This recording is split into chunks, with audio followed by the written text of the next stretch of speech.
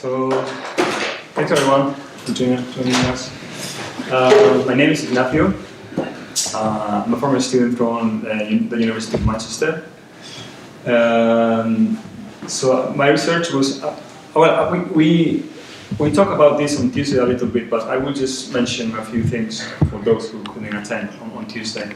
So my background was mainly about locative audio, how we can use physical space in outdoors using GPS tracking to compose a piece.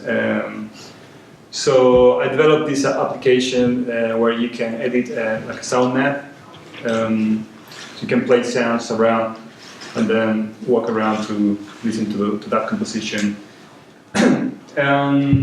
Obviously, there were some limitations to the things you could do there because GPS accuracy wasn't that good. You know, you couldn't have the sound very accurately positioned on this object here, the chair, for example, stable.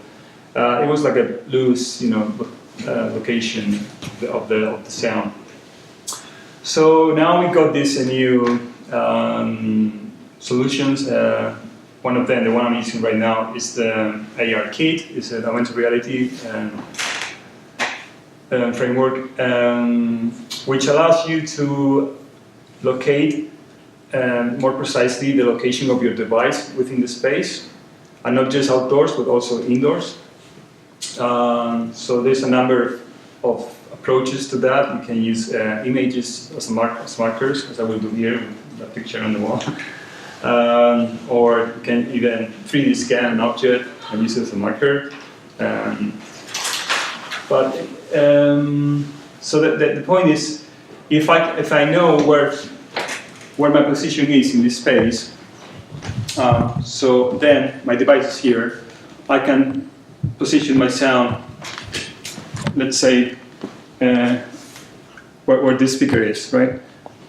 So I know the coordinates of that speaker in the room, because I know my position in the room, but thanks to the AR kit, and then I can precisely position the sound at that point. I think it's better to see a demo. So the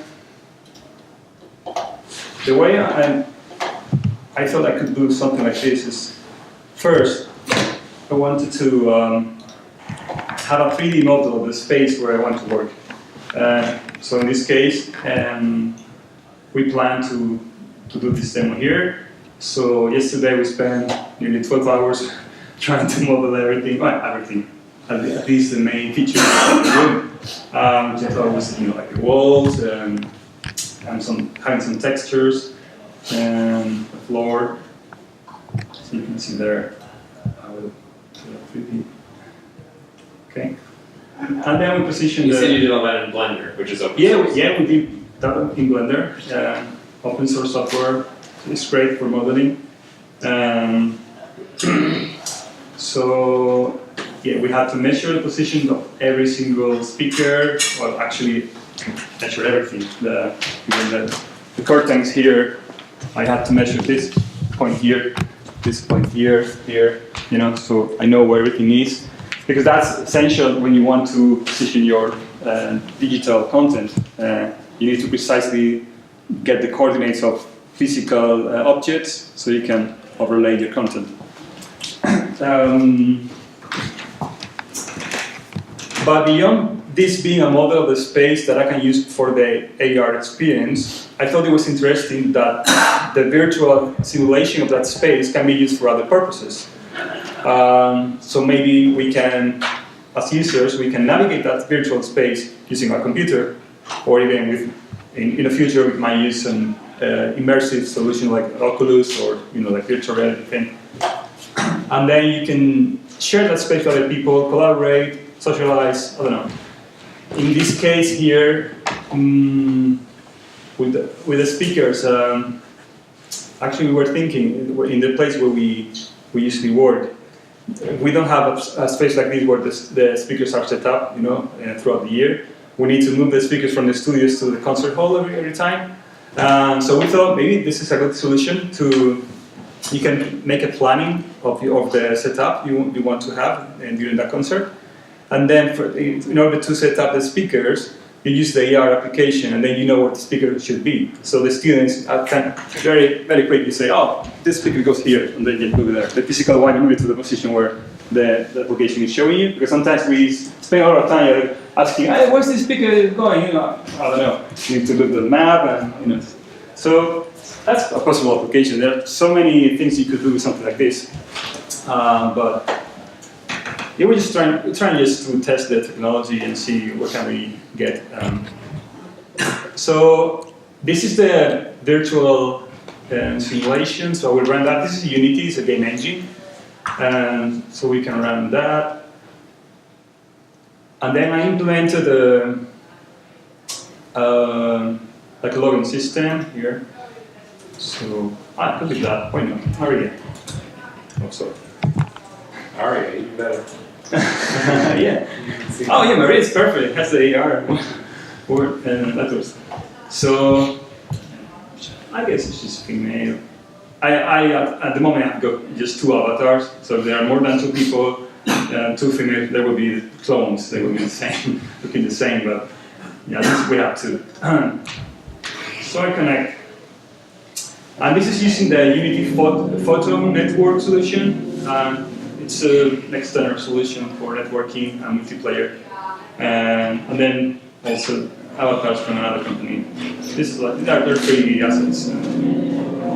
Yes, they don't like to pay for assets. So yeah, you can walk around like that. And at this point, I think maybe Matt, would you like to join me? Sure. Let's see if I can. Great.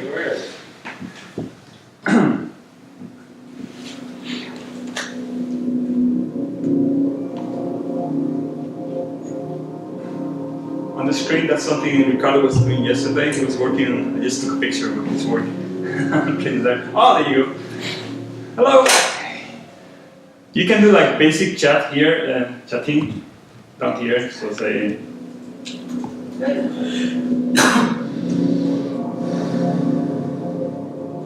yeah. So eventually I would like to have some voice, system, so you don't have to type.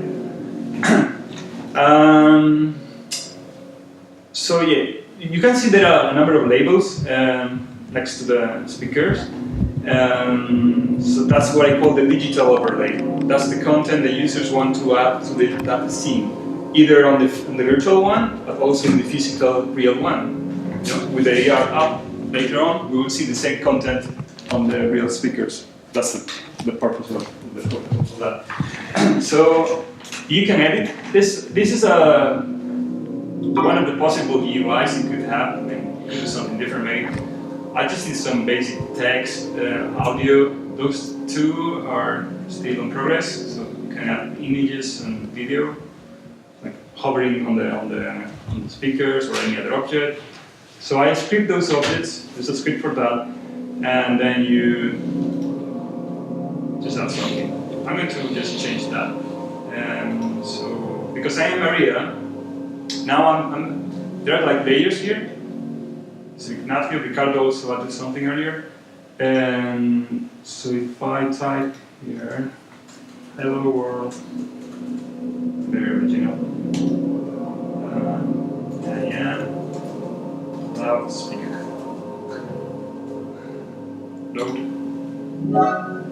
So that text goes to the server, into the database, and now it should be updated. Why can I see that? Because I'm watching the Ignacio layer, and right now I'm logged in as Maria.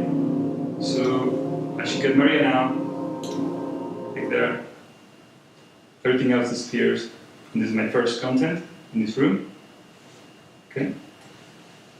And that should be synchronized with any client connected to the system. Although I tested that earlier and I couldn't see it. I don't see any layers. I just see nothing there. Yeah. For some reason, this is not updating the user, so you have to quit and then log in again, and then you will see Maria and the content. That's something. It doesn't matter, but that's something I need to fix. Yeah. Doesn't. take analysis to start it. Yeah, you can also add some sounds. So Just walk out of screen.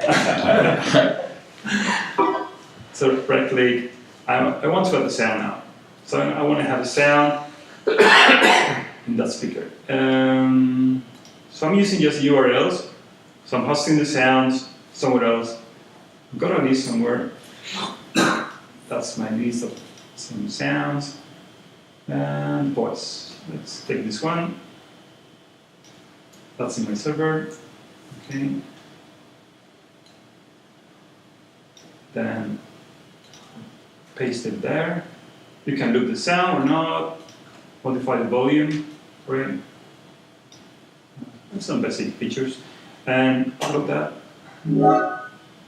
After only a short time, And now the sound's there. faded into the distance. It's 3D spatial sound, so if I get closer, it should be louder. The earphone immerses me in sound, which is a source of pleasure and of transformation. I occupy many places at once. Interior really? and exterior worlds rub along nicely, so long as they do not interfere with one another. Each track traces Well, in theory, and contours of it should be memory. Usually, louder when you get closer. stimulated and That's in more working special louder before. circumstances. Highly scientific. Okay, Special because one is So, fully aware of some I'm gonna genuinely stop new this. experience. that's one side of the project, right? The virtual reality thing.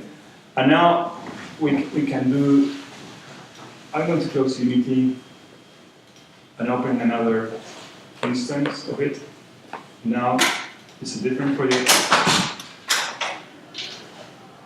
Unity. Okay. Yeah, that one. What I usually do, I keep most of the content in that project I'm using now, in the virtual one, because I use the same objects for the augmented reality project.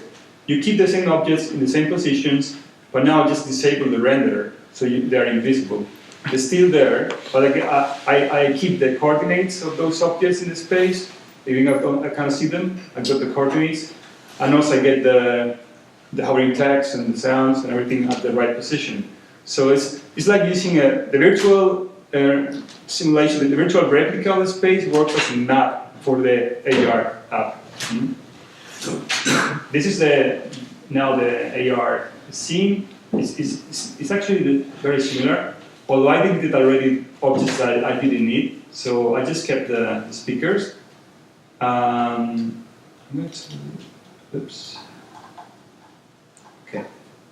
If I open that, yeah. If I enable renderer, then you should see the speaker. Okay, so it's there. But because I don't want to see the virtual speaker with my AR app, I want to see the real one. I just disable that. But still, I keep the transform, the position, rotation, scale of that object. Where is it in my room? And also, I got the get. This is get text in Spanish. Get text script. This is reading the digital content from the server, and so on. The same for others. Yes. And here, the essential thing is I'm using ARKit, which is a plugin for Unity. And you have a different objects, a number of objects for that. And this one is the image anchor. And so it has a reference to an image, which is here in my assets. Okay. And that's the actual image I'm using. You might be familiar with this guy. Yeah, so this is the image that I've got, the poster I've got on the screen there. So the whole scene, the ARKit has this ability to detect the image, because it knows the size of it, then it can guess where the device is in respect to the image. So when I point to the image here, to the poster, now the device knows, okay, this is coordinate 0, 0, 0. I am 1 meter apart from it, and then the virtual speaker on the left should be there. Okay? So it helps me to organize the scene, the virtual scene, in the real space. Get the right location and position of the whole system.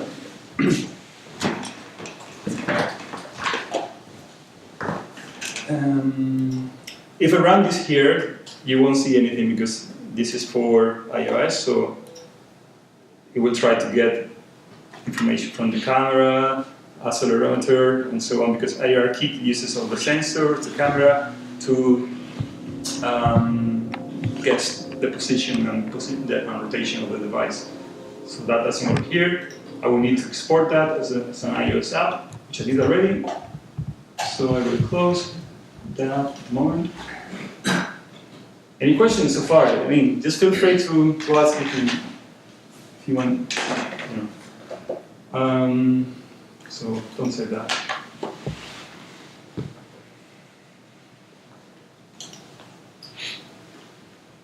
And now comes the tricky part, because this in theory should work, but the thing is the AR kit is still not very reliable. Sometimes it does a very nice job, sometimes it doesn't. So you will see that. But this is not important for me, because I know the technology is going to improve over time. In 2 years' time, I'm sure there will be something much better and reliable. So I'm just trying to focus on this idea of synchronizing AR and virtual reality, and just provide the tools for doing this. And so yeah, let's try to do a demo. I used that to show you the content from my app. So, okay, here we are.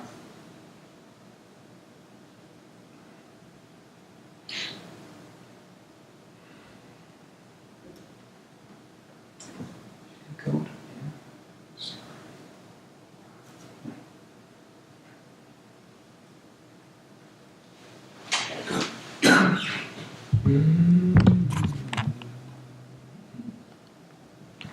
That's fine. Let's get some more light there. Yeah. I'm asking for some more light because the lighting conditions, might affect the way it can see the image. That looks good. So when I start the scene at any point, like here, I'm going to stop it. It will actually load the content of the virtual scene, even if it's invisible. But now I think this is my 0, 0, 0, right? The origin of the reference system, my coordinates. When you start the app, for AR kit, it's the starting point. This is the center of the world, let's say.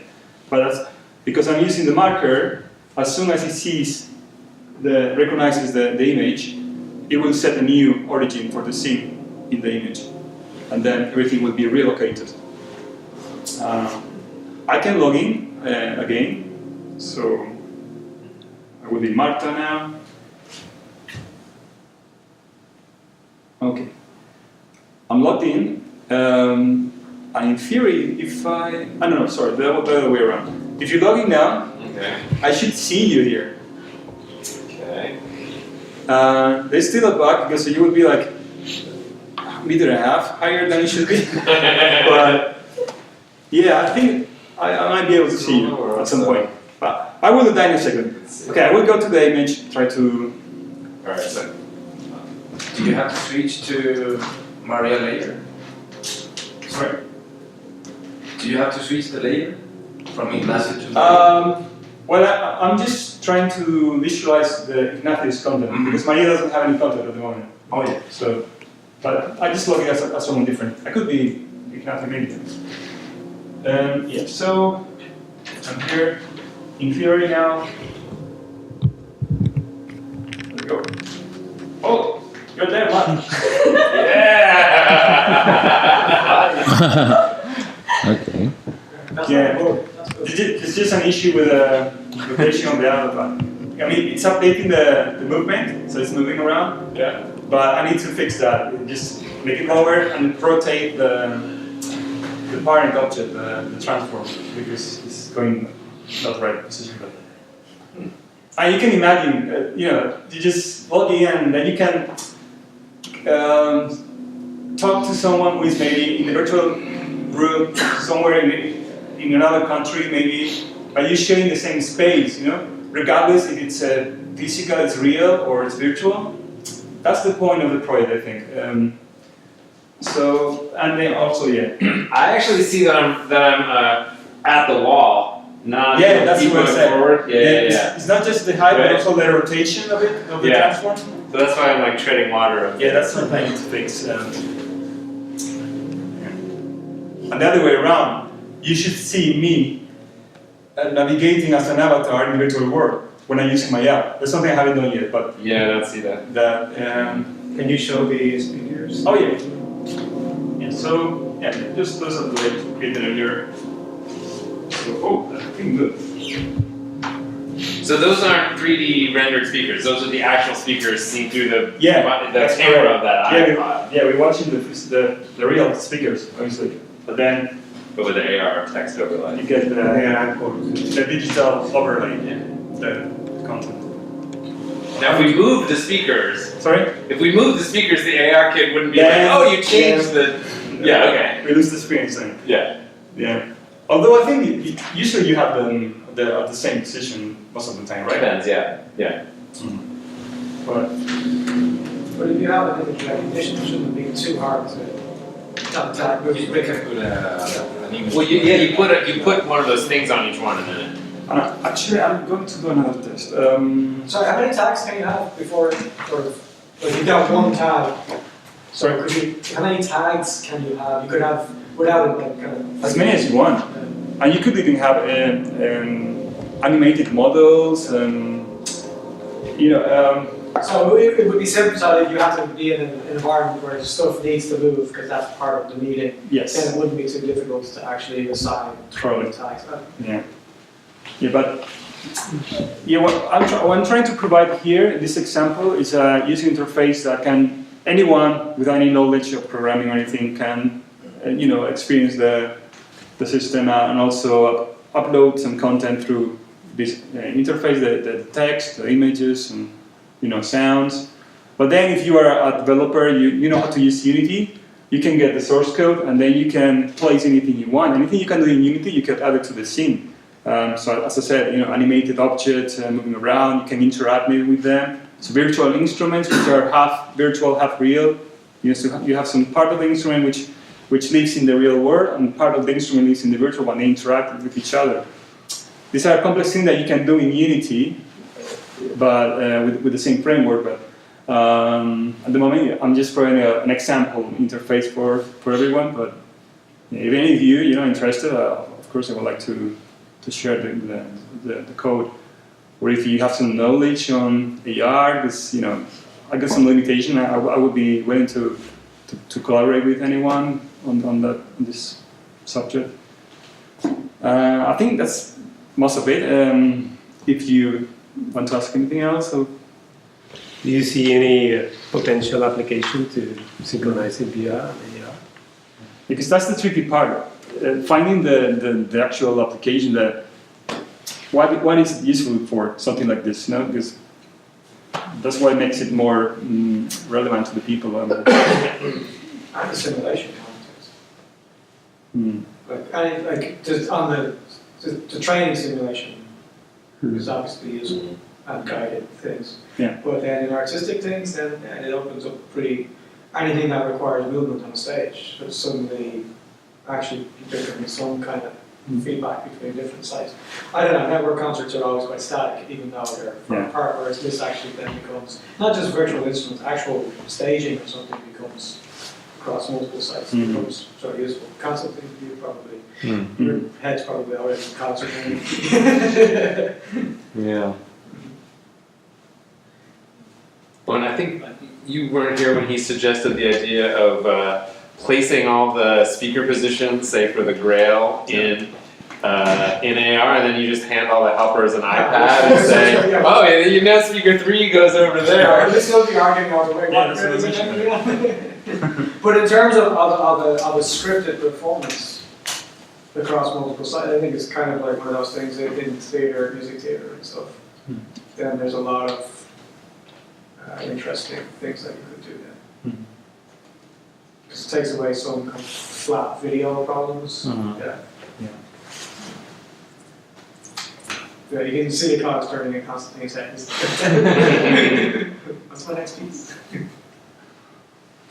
Maybe another ideal situation would be like preparing for, moving the grail to, let's say, beam, and you position the speaker, and then you can move around through beam, but without the speakers, and you could listen if you have like phase cancellation or something like that.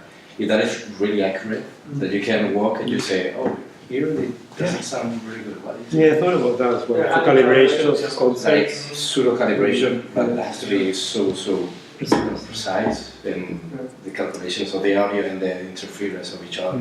A test with lighting would be probably easier because of the BMX commands on a lighting test and stuff. Doing that remote For example. would be a good test of something like that. Yeah, calibration.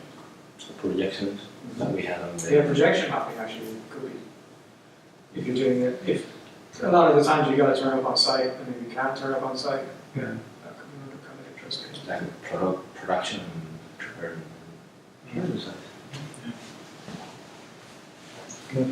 I think originally we thought more into a ludic context, meaning that you could leave a message to a friend or someone, and have some kind of privacy restrictions to who can read the message, and then it may encourage you to go to the place and unfold it or unlock it. The question is, what could you do that you cannot send? Or what sort of information would you send to someone that you cannot do on a WhatsApp app or a messenger? So it needs to be something that is attached to a specific space. So the timing, Or these bridges where you see that with a kind of a lock with a lock you and then the name. So there's a lot of there's plenty of physical references that already are closely attached to the space. Now maybe we can think in terms of the same way in terms of the virtual world. How could you anchor a specific object that only makes sense in that particular bridge because it represents love or it reminds you of a story or something? And then who would you share it with? But of course that's not within the musical domain, so we are looking for more musical ideas. But within musical domain, I'm just interested. I don't do it, but I'm just interested in the concept of where some discussion like urban gaming. So where that sort of thing, certainly that. Or like just the notions of time capsules, like sonic events. There's a lot Hiding things. Yeah, I think I've heard about the trans-reality games. Yeah. You got people playing virtual reality and people in augmented reality. And so that's more or less what I'm trying to do here, like connecting both. And so they have to collaborate between those two sides. And it would be great. And I just think rather than doing it through like traditional, traditional new media kind of ways to do it, traditional, like the normal apps that we have, you have that access to, it's a self-contained kind of little network. Also, there's the idea, how and when you choose as the kind of like the puppet master to trigger things or to set up triggers would be much different to what you would normally use it. So that could be the fun part. Well, the main limitation I can see for things like that, like a game like this, is that we don't have right now you can see I'm using this marker, but if you go outdoors and you want to play anywhere in the world, you can have markers, because this markers in the Unity already, I know the size of it and everything. So how can you have an experience that works anywhere? And for that you need a 3D map of the world. This is what some people call the AR cloud, trying to build 3D, very accurate 3D model, like cloud points of the world. And the main approach is like every user which is using this app or will map part of the world, and then we'll share that with other people. So as people play, as people use it, we build more and more points, and data for that. But I think we are still far from on something like this. How long is your calibration for? Sorry. How long does it take for you to say map like a space like this versus maybe like all of campus?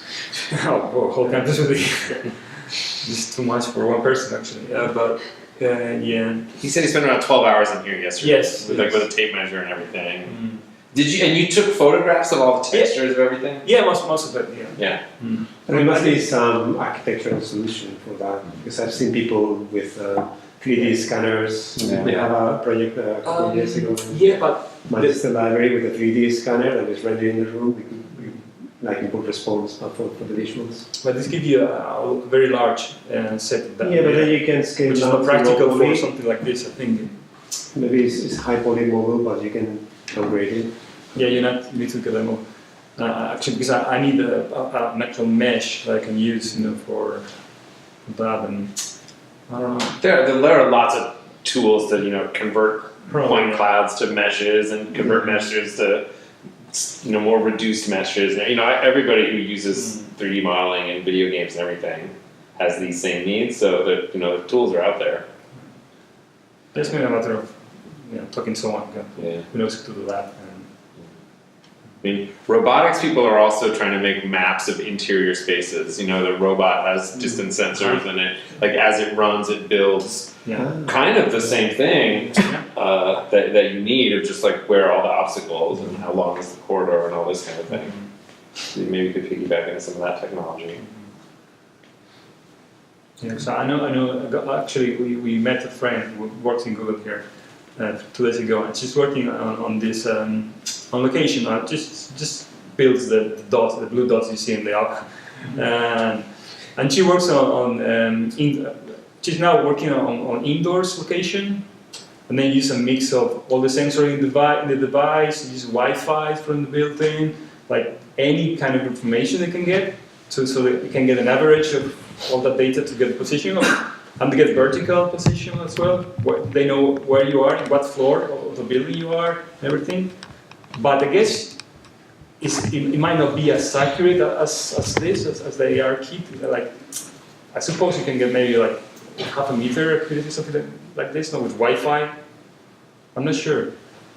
But yeah, they can do things like this, and like using all the data. Well, but in terms of interference of waves, the Wi-Fi might be very accurate. I don't remember the name of the artist, but there are some artists who play with Wi-Fi like this theremin. So he put like the 3 Wi-Fi antennas and move through the space, and the sensors analyze data of like interference which his body create in this sphere of Wi-Fi, and he just played this. Okay. Thank you.